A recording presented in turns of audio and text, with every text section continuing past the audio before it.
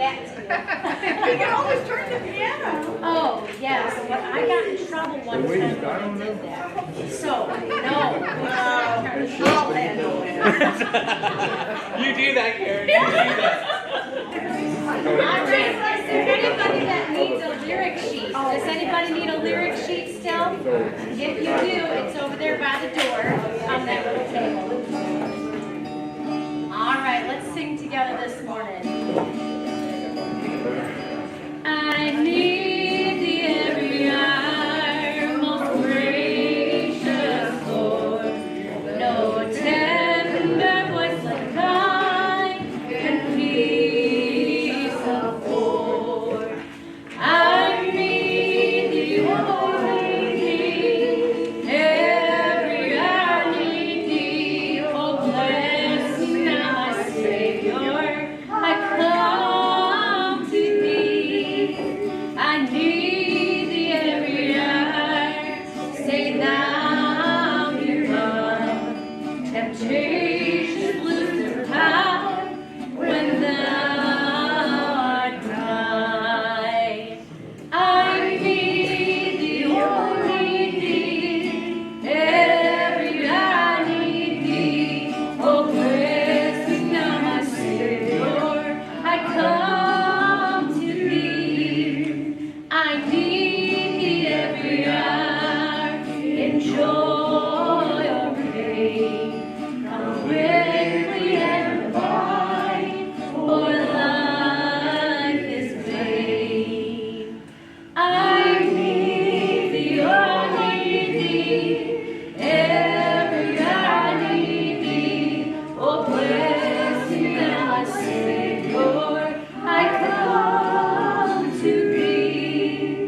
I need thee every hour. Teach me thy way, and thy rich promises in thee.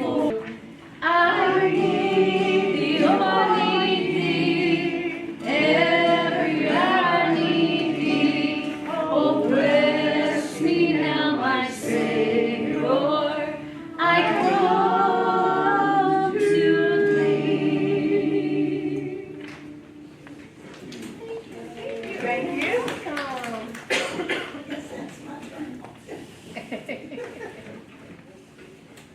I usually do that. Go, Donna. Hello. How are you? Morning. This is kind of low. Is there a way to get this up? Does anybody know how to do that? I'm afraid I might mess with it if we go all the way to the floor. It can be, that's an elevator, close, open. Well, it happened to you. Yeah, And he kept going. It's still tricky. I didn't want to do that. I'm gonna go to Home Depot and get something to fix that. Oh, you did fine. It's a very Even when easy- you were down on the floor, you were doing good. Okay. Yeah, Good you have morning. to- Over the span of 11 years, 115 people died in weightlifting accidents.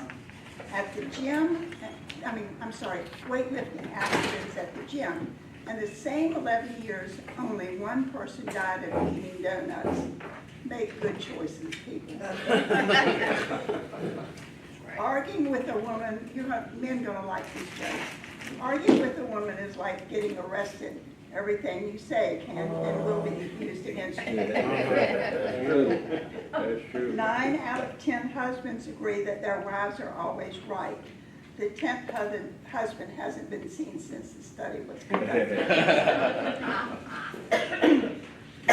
A man went to a lawyer. He wanted a divorce because his wife had not spoke to him in 6 months. The lawyer told him he might want to rethink this decision because these wives are hard to come by. My husband liked that joke. Okay. After a hearty rainstorm filled all the potholes in the street and alleys, a young mother watched her 2 little boys playing in the puddles through her kitchen window. The older of the 2, a 5-year-old lad, grabbed his sibling by the back of his head and shoved his face into the water hole. As the boy recovered and stood laughing and dripping, the mother ran to the yard in panic. "Why on earth did you do that to your little brother?" she asked as she shook the older boy in anger. "We were just playing church, Mommy," he said. "I was just baptizing him in the name of the Father, the Son, and in the Holy." Okay, this is a little long, but it's a very pretty story, and it's a true story. And I love the story. I hold on to it periodically. I read it. And so I hope I don't take up too much of your time, Russell, but it is a true story. And I'll start off with it says, "I have one more story to share with you. It deals with an event that Jackie and I learned about this past week when we were told of an incident in California of a father who gave his life in order to save his 13-year-old son from drowning.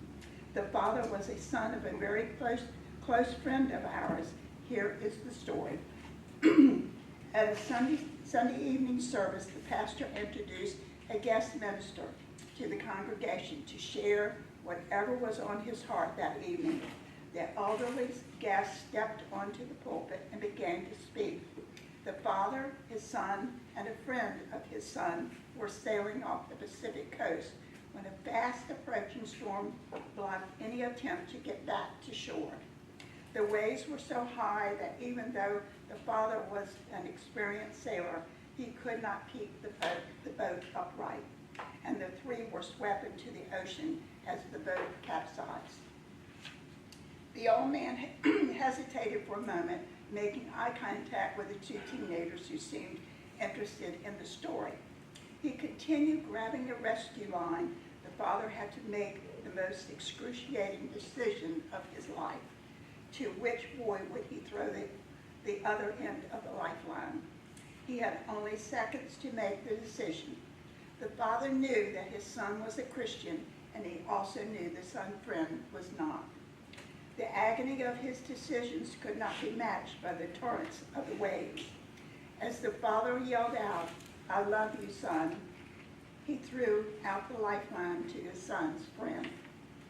By the time the father had pulled the friend back to the capsized boat, his son had disappeared beneath the raging swells of the ocean, never to be recovered.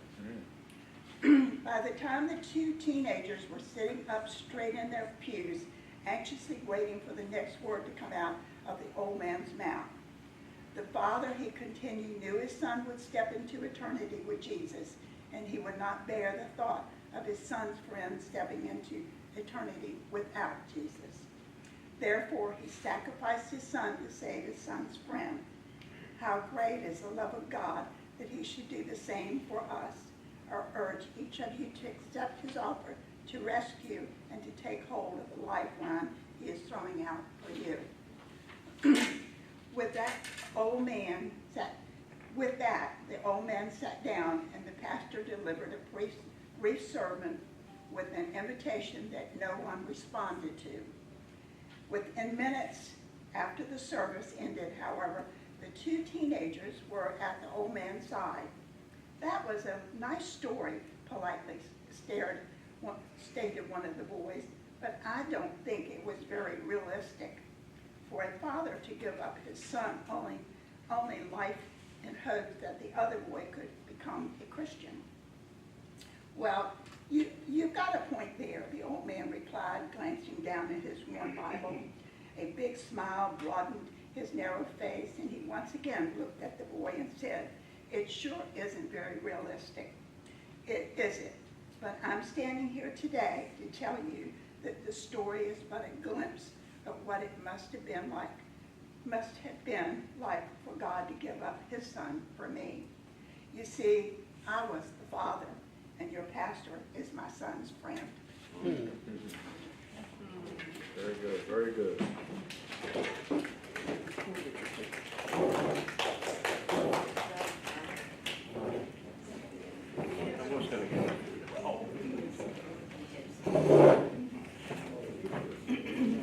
That was very good.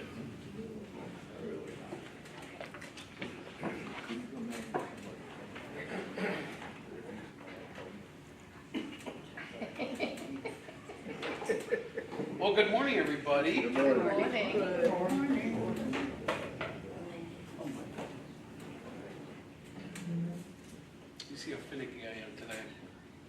Okay. I don't have Steve to square me up, so we'll do it like that. Okay. Well, good morning. Okay, you see me? Yeah. Oh, okay. It's not quite there yet. So it's funny how we have all these cycles, you know, that go up and down, and hopefully it'll be by next week we'll be back down in the 70s so I can open windows again. It's like that podium that goes up and goes down. All right. Let's hope not. I won't lean on it too much today. All right. So today we are in Matthew 23, and I appreciate the prayers for me last week. I know Joe did a wonderful job, and I appreciate that very, very much. I think I told him like 5 times. Yes, thank you, Joe. So I had put out the Bible verse 2 weeks ago. I don't know if Steve gave it to you again today. So we're in 23, starting at verse 13. And we're not going to do too much of a word study, but there's a word here that's going to be used over and over and over, okay? It's going to be the word hypocrite.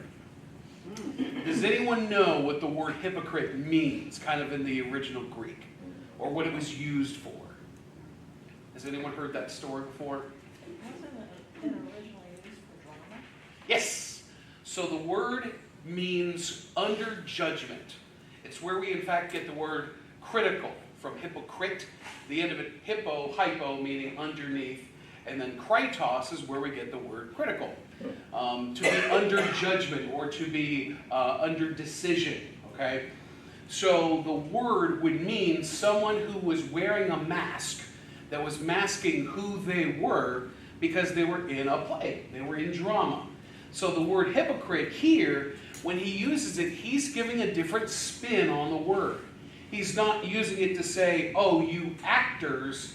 He's saying, those of you who do what you do, you're not what you say you are. And like we studied a couple weeks ago, we talked about people who say one thing, do another. He says you don't want to be like the Pharisees, but you still have to do what they tell you to do. They sit in Moses' seat, you still have to obey. Obedience is always paramount to God. He can't stand rebellion. No way. The first big fall comes from rebellion. We don't want to rebel. So he's telling them, you don't do what you say, you do what you want to do. And he's want to make sure that he's clearing that up. So they're kind of like putting on these double faces. And that's where we usually use the word, still kind of in that context of two-faced, being hypocrite. So that's where we get it from, is that under judgment, the hypercritical. So can I get someone, we're going to do these in blocks here. Can I get someone to do 13 through 15, please? Woe to you, Go ahead, teachers go of ahead. the law. 3 people will read it. 3 people read, okay. Oh, that's good. Go ahead. Woe to you, teachers of the law and Pharisees, you hypocrites! You shut the door of the kingdom of heaven in people's faces. You yourselves do not enter, nor will you let those enter who are trying you. Woe to you, teachers of the law and Pharisees, you hypocrites! You travel over land and sea to win a single convert, and when you have succeeded, you make them twice as much a child of hell as you are. So we have interesting statements here. We have 2 major statements that he's making here. Okay, one about shutting the kingdom in people's faces, and the other one about traveling and making proselytes. The proselytes is an individual, kind of like an apostle, someone who is supposed to be underneath them, that they're supposed to be teaching. If anyone remembers how when Jesus calls his disciples, typically when we looked at that, we would say that Jesus would usually, being a teacher, that he would have chosen individuals who would already be schooled or would wanting to be schooled, as Tyler taught when we looked at that, how it was different levels of learning, and that school essentially for the Jews at the time would be religious studies. That was their law. That was the law. So they went into the law and they would learn how to understand it, learn how to live it, and then they would be teachers themselves and they would find others. So when he's making this statement that you travel across the sea to make a single student, he's saying that you want to find the best and the most learned one that you can put underneath you. Unlike me, I found just ordinary fishermen and I want to make them like me. But you yourself, you're already making them twice a child of hell as yourself because you're teaching them to do what you do. And then the student is going to become greater than the teacher when the teacher's gone. Because of that, they're just going to go on keeping that cycle going. Teaching others just as they were taught. teaching them the way they were taught, and even making it worse for them. Remember we talked about a couple weeks ago about the broadening of the phylacteries that they would wear on their arm, and then they put it on their forehead, or they have it on their wrist, and they put it close to their heart when they were praying, making those a lot bigger so they look more important. Oh, my teacher was like this. I could be greater than my teacher. Or the tassels being short at first, and someone made them longer and longer, and then the hem has nothing but big long tassels streaming off of it because I'm so holy. Look at me. I do one of the commandments. Look how important I am. And so these students are copying just like they are. But there's an interesting statement he makes right there in the beginning when he says, "For you shut the kingdom of heaven in people's faces." How would they be doing that? To what would he be ascribing this? What is he talking about? I would just take a stab as they're really not teaching them the right way, and they're shutting the door on not knowing the right way. Right, because when he says there, you neither enter yourselves nor allow those who would enter to go in. So we're talking about something that they're teaching that is not correct. So when they're teaching something that's not correct, they're saying do these things, but then look at me and watch what I do. Then people are doing what they're doing, so they're not going into heaven. So then why would the people that do just like them go into heaven? See, again, that's the hypocritical part. They're leading people down a way, and we'll get a little bit more into that in the next one. They're leading people down a path that they're not supposed to be going down. And in fact, the words there, but it says, "But woe to you, scribes and Pharisees." That word woe is almost like how horrible it is. It's like it's going to be terrible for you.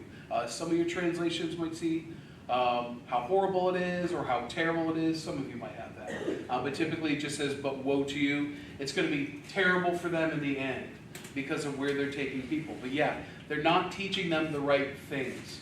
They're not guiding them in the way they're supposed to. In fact, he goes a little bit more into depth in a later one on this. But again, what you see is his first statement here is talking about leading people in the improper direction by creating a false sense of who you're supposed to be. It's sort of like if you ever see a preacher and they preach and they're wonderful at preaching, but then kind of their personality might not really match who they are. They get on stage, and I can't think of any preachers that are like this, but they get on stage and they puff and they're all this great guy and they're so energetic, and they get off the stage, you say, "Hey, can I talk to you?" "No thanks, I gotta go. But I could really use some comfort, some inspiration." No, I'm too busy for you. And, you know, that kind of, it's very hypocritical. It's take time for people, love people, but I can't do that right now. I'm too busy. And we get busy in our lives, but when it's a constant thing, where we're saying this, but we're doing the complete opposite of that, that's that hypocritical that he's talking about. And then when you teach people, you end up teaching people to be just like that. Same thing happens parents to children. Kids, just like students, watch. They watch what you do. They hear what you say, but they watch what you do. You say, "Don't get angry at that toy. Don't get angry at that video game." And then when you're in traffic, "Oh!" And they watch those things. So we even have to be careful about what our example is. We have to be careful about what we say versus what we do, that they have to match up. Like Jesus says, let your yes be yes, your no be no. Let those things be equal there. Let them be the same.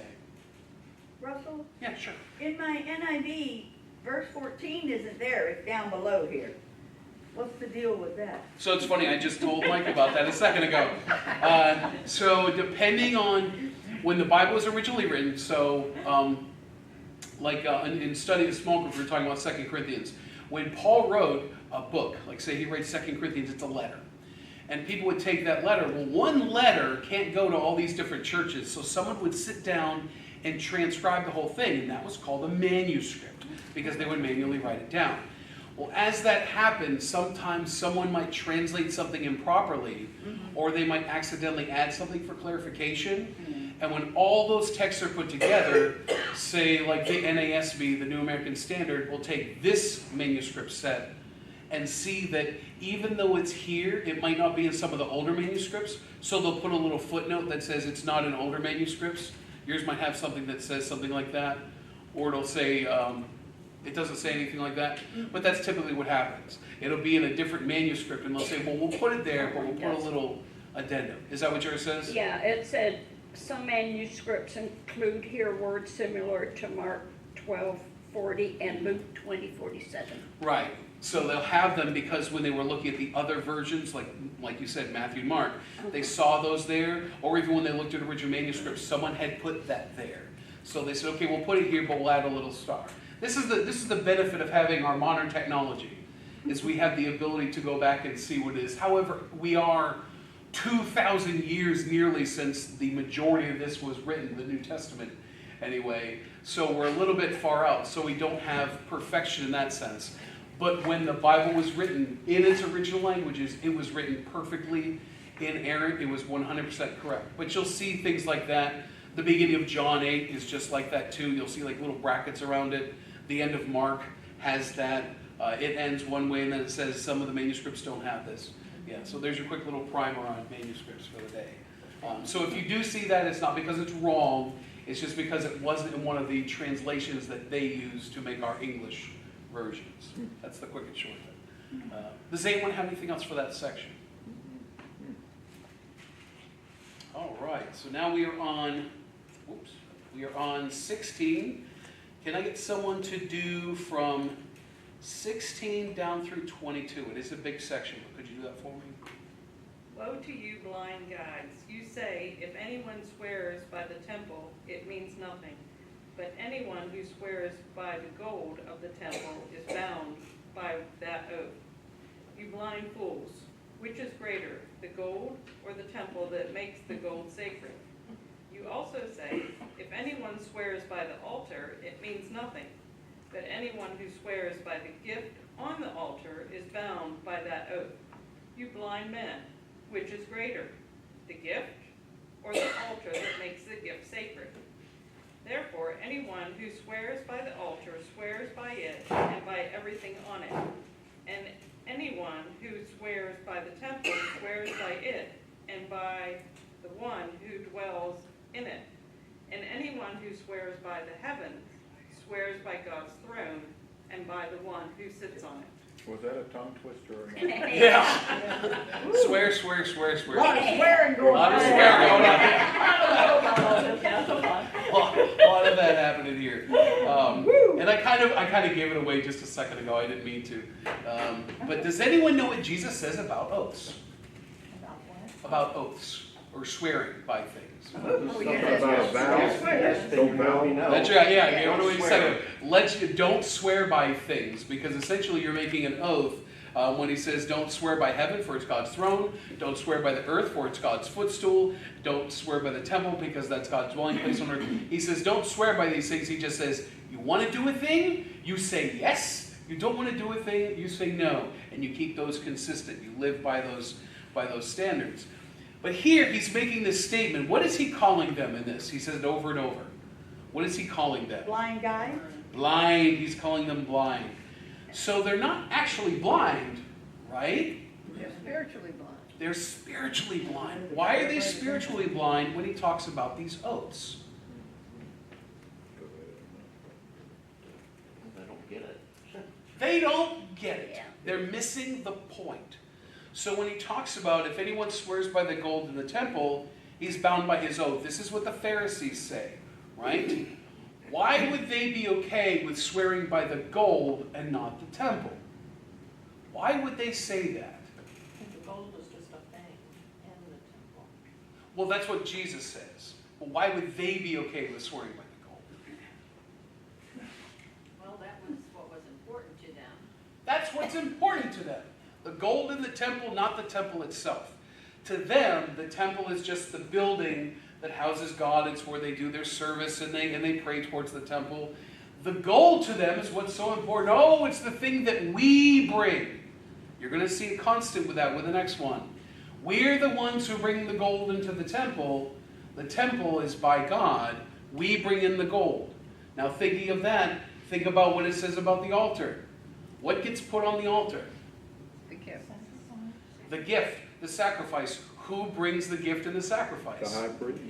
The people do. So they're saying, why don't you focus instead on the things that the people bring? Swear by the gold because you bring it. Swear by the gift on the altar because you bring it. And Jesus does what he always does. he flips this on its head. And he says, you don't understand that the temple is God's dwelling place here on earth. When you have God's dwelling place and you're swearing by that, why would you ever swear by the gold that is in there? It doesn't mean anything, like you said. It's just the thing that's in the temple. It's not what's important. The temple where God lives, that's what's important. Same thing with the altar. What is more important? The thing that sanctifies or makes the gift holy, or the gift in and of itself? No, it's the very thing that makes it holy. The altar makes it holy, not the man who does it, not the gift that's being brought or the person who brought the gift. It's about the altar, the part that God interferes, the part that God intervenes, rather, the part where God works in. This is what they're missing. This is why they're blind. They're missing the point. They're archers who are wearing blindfolds, pointed in the wrong direction, and there's no target for 100 miles. They're just shooting arrows off into anywhere because they miss the important part. When it comes to what you're going to swear by for them, they're missing the point. When it comes to what's important in their spiritual life, as you said, they're completely blind spiritually. They're missing the point of what's important spiritually. They don't get it. They're picking to God as important as opposed to the thing that God does. How does that relate to salvation? When we talk about what we bring versus what God brings. What's the larger portion there? What God brings. What does God bring to the table when we talk about salvation? He brings grace. What is everything? Mercy? Give me some everythings. Forgiveness. Peace, forgiveness. Yeah, forgiveness. How about the fruits of the Spirit? Fruits of the Spirit, reception of the Spirit. The reason I say this is because I had a teacher when I was in 5th grade. And we would bring reports. And in those reports, you would say, well, because I can remember this so clearly like it was yesterday. I did a report on crocodiles. And we had these, do you remember that? Sitting there at the table doing that? And we had these reports that we would do. And I would take little sections of things we had at the house and paste them in my report and quote from them. But then when you got to a part you didn't know, you would say, the crocodiles eat raccoons and stuff. Teacher says, no. Don't say and stuff. Be specific. Raccoons and what? Not stuff, yeah. So we could be specific about these things. But so God brings us, yeah, lots of stuff. What do we bring to the salvation equation? Our heart. Our repentance. Our repentance from what? Sin. From sin. Sin.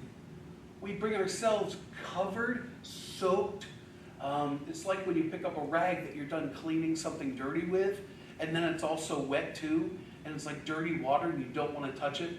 I mop every night at work, and the water is very clean and kind of bubbly when I first put the stuff in, and then after I mop, it's just that filthy muck. Like that gray color. Yeah. It's like that. That's what we bring to Jesus.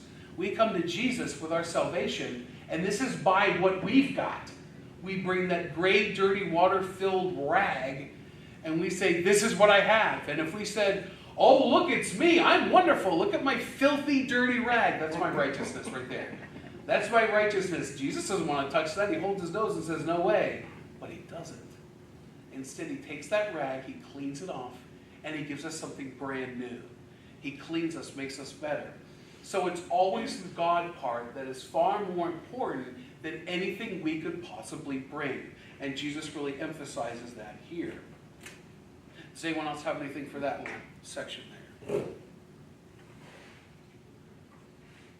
I always like to relate things back to Jesus. There was a preacher that once said, if you don't mention Jesus or what he does in a sermon, you take your sermon, you go back, you rewrite it until you got Jesus in it. Then you present your sermon. So, always have Jesus. So next one we have 23 and 24. I love this one. This is one of my favorite ones. Go ahead and read that, 23 and 24. Woe to you, teachers of the law and Pharisees, you hypocrites! You give 1/10 of your spices, mint, dill, and cumin, but you have neglected the more important matters of law, justice, mercy, and faithfulness. You should have practiced the latter without neglecting the former. You blind guides, You strain out a gnat, but swallow a camel. Does anyone know why I like that section so much? Gnat and a camel. Gnat and a camel. Oh, I think that's such a great illustration. Again, it's like the camel going through the eye of the needle, or a rich man going to heaven. I absolutely adore that illustration he makes. So I'm going to put it to you this way. I'll make the illustration because I think it's great. So you have this big pot of soup. It's big enough to hold a camel, right? And in this pot of soup, a camel walks in, and what do? You go, oh no, we can't serve that. And you get a little napkin, and you pick out the fly, and you say, okay, it's all good. And there's the camel just chewing his cud, standing in the middle of that. In fact, he might even lay down, that's okay, we got rid of the fly. That's the idea here. Missing the point. When it comes to mint and dill and cumin, are those required by the law to be tithed, 10% of? Probably. No. They choose to give 10% of their mint and their dill and their cumin to the priest at the temple, because that's what the tithe is for. It's for God, but it's used by the priest to keep themselves going. So they would give these things, so you could say, here's some seasonings, I'm offering these to God. But what do they miss? Something that's outside of the law, that's not required. They do. But then what does the law require? What does he say the law requires? The weightier matters. Justice, mercy, and faithfulness. Justice, mercy, and faithfulness. When you look at the law, and you look at how the law is written and what it points towards. There's one in the law that says, if it's not the Sabbath and your neighbor's donkey has fallen into a trench, you can go help your neighbor. In fact, you're obligated to go help your neighbor get the donkey out of the trench. That seems kind of like a ridiculous thing. But that's like, if you're after work and you're going to go home to dinner and your buddy says, hey, I could use a ride because my car broke down, go pick him up. You're not commanded to, but that is justice, mercy, faithfulness. You're removing part of yourself to do for others. That's the point of the law. That to be like God, just as he did with his son, and then the beautiful illustration that Donna gave, sacrificing of yourself, one of the most important things, in God's case it's Christ. For us, we can sacrifice sometimes so little a thing as time. Time sometimes can be such a weighty thing for us, a precious commodity. And yet when we sacrifice it for others, this is how God does for us. He sacrifices for us. That's your justice, your mercy, your faithfulness. In fact, I could think in the Middle Ages when you talk about justice and mercy and faithfulness, especially when you talk about justice, people who had lots of money could buy things called indulgences. Essentially, you would say, I want to go commit adultery against my wife, but I don't want to be committing sin. And the person at the time, the priest would say, or the cardinal would say, well, I'm going to write this writ. It's going to cost you so much, but I will forgive that sin. I will forgive the sin. And I'm going to write it down on this piece of paper. Here you go. You hand it in whenever you're ready. Whenever you've done whatever you're going to do, they would commit the sin. They'd go back and say, here's my indulgence, and here's all that money that I paid for. Well, people who were poor, they couldn't afford those things because, again, it was about money. It goes back to the gold. What's important?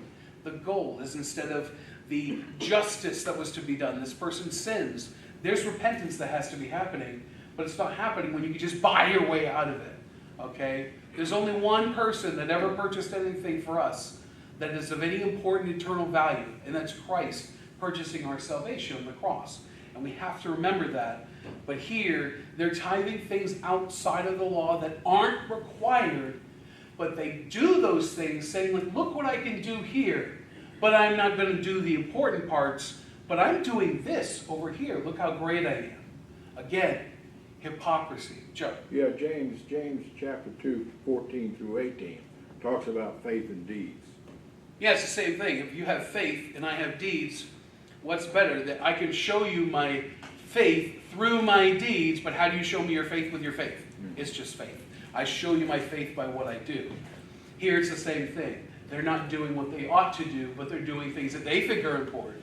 It's like me tithing 10% of the sticks in my yard. I mean, what does that mean? It doesn't really mean anything. There's no commandment for that, but then I don't help someone who I could be giving a ride to when the car breaks down. I'm missing the point of what Christ came to do with law. You're missing the point of it. Does anyone else have anything for that section? All right, can I get someone to do 25 and 26? Woe to you, teachers of the law and Pharisees, you hypocrites! You clean the outside of the cup and dish, but inside they are full of greed and self-indulgence. Blind Pharisees, first clean the inside of the cup and dish, and then the outside also will be clean. Go ahead and read 27, 28. Okay. Woe to you, teachers of the law and Pharisees!